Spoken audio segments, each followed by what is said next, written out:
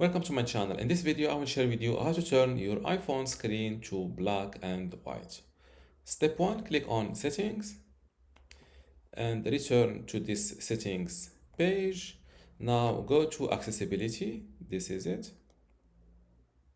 Then click on Display and Text Size. Now scroll down to Color Filters. Click on it.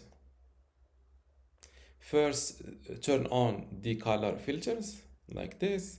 Make sure to select Grayscale and use the slider and move the slider to the right side, just like this.